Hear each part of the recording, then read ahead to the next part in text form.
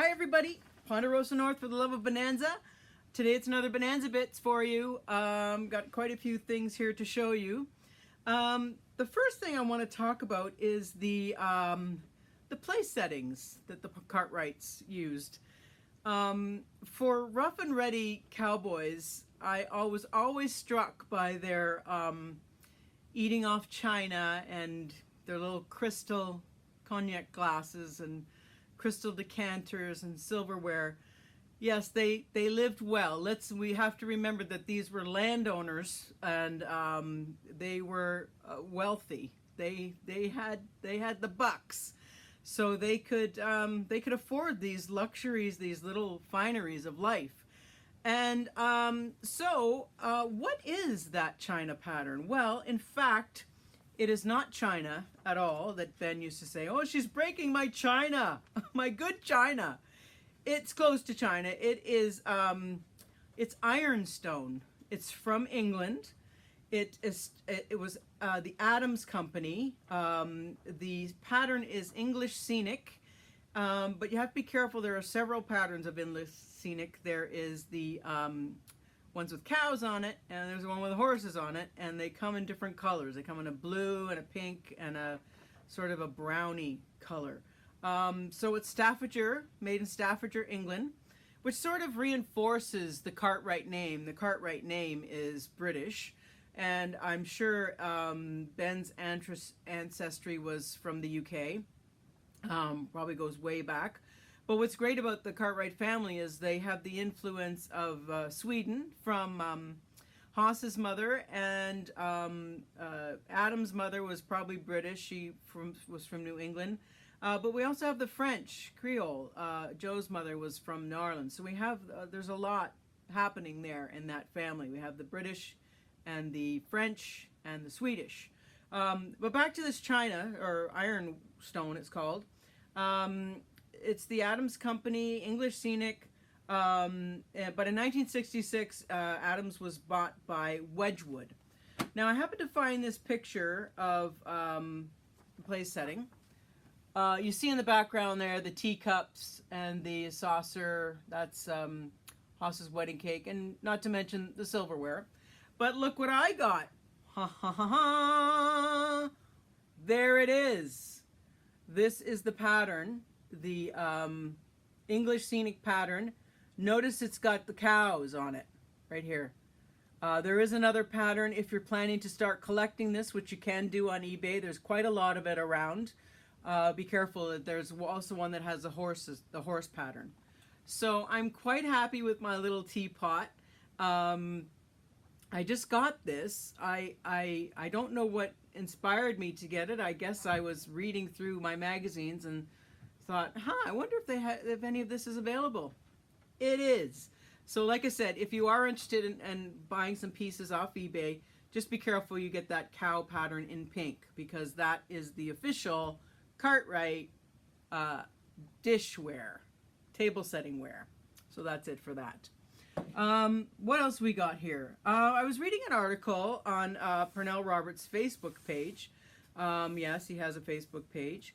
I thought I knew everything there was to know about Pernell Roberts without actually knowing Pernell Roberts.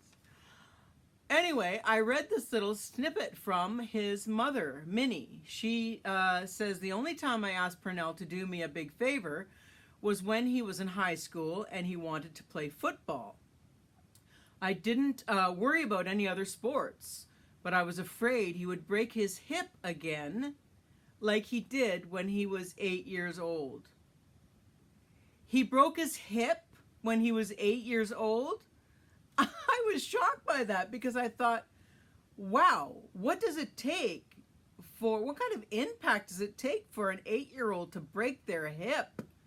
And I thought, was he hit by a car? What the heck? No, I found out he fell out of a tree. Oh, I bet you there's some tears that day. Yeah, he broke his hip when he was 8 years old. And I'm wondering, I see him now, see him in episodes, wondering, when he has those terrible back problems, especially in The Last Viking, wonder if it was related to that broken hip. Anyway, I was shocked by that when I read it. What kind of 8-year-old breaks their hip? That's crazy. So I had another little find here. I finally finished completing my pin set. Here they all are. I have had this Adam pin since the 80s. And I recently thought, well, you know what? Why don't you just try and collect all of them? So I did. I just received Ben last week, and I mounted them in this frame, and I'm very happy. I'm sorry, I'm a freak. But yeah, you can find all this good stuff, but you have to be careful. You have to really know what you're looking for when you're buying off eBay and things like that, because, you know, trickery, fakes and stuff. What else have I got here? Oh, I did mention in, I think in the Michael article, he said that Pernell Roberts was written out. And then a bunch of everyone, yeah, he was, they went to see, okay, well, yes. In the episode Home from the Sea, it is sort of explained. This man comes home, he's a sailor, Mickey Gillies, I think his name is. No, that's the bar guy. Gilly Maples, that was his name. Mickey Gillies. Gilly Maple. He comes back, at first of all, Ben thinks it's Adam returning. So, you know, this man explains that he's a fraud, but he comes back and he says, oh yeah, Adam's done this, he's gone to Hawaii, he's you know, having a great time seeing the world, on his way to Australia, blah, blah, blah. I think, now this happened sort of 4 or 5 episodes into the 7th season, 6th series, whenever Pinella left. And I think they started getting mail because if you weren't in the movie magazines and you weren't aware that he hadn't renewed his contract, blah, blah, blah, it's not like we had social media now. We know everything about everybody instantaneously. But I'm sure when the season started and 3 Cartwrights are riding up instead of 4, people might have gone, we're one man. What's, you know, going on? Of course, this has never happened before. It had never happened that someone decided to leave a #1 show. What to do? What do we do? Do we kill him off? Do we replace him? And there was some thought to replacing him, but David Dortort was right. You can't replace it. Pernell had created this character of Adam, and replacing the actor just wouldn't do. They tried adding a cousin, Will Cartwright. That didn't work out. So I guess they just decided, you know what, let's just go on and see what happens. So I guess they finally decided they needed to explain where Adam was. And this, like I said, this guy comes from the sea. Apparently Adam went to sea. That was the last we ever heard about. I think Adam might have been mentioned once or twice in the future, but I think they simply just didn't know how to handle this. Well, let's just play it by ear, see how it goes. So that's what they did.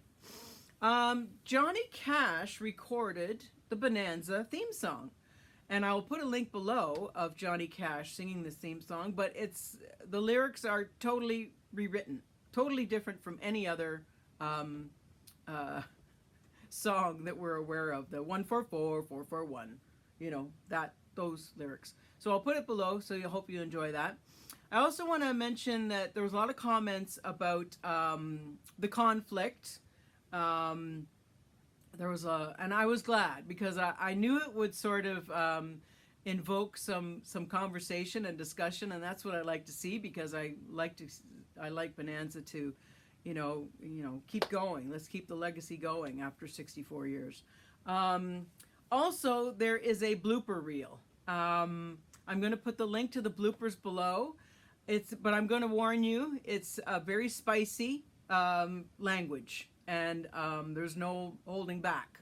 It's a YouTube link, but I'm sure you will enjoy it. It's kind of starts and stops, but be patient. You'll get through it. Some of it's in black and white, some of it's in color, and but it's quite enjoyable behind the scenes look. And like I said, I'm putting a disclaimer on it because there is some spicy language in there, especially from Dan. Anyway. That's it for today's Bonanza Bits, and we'll see you next time on PonderosaNorth for the love of Bonanza. Bye for now.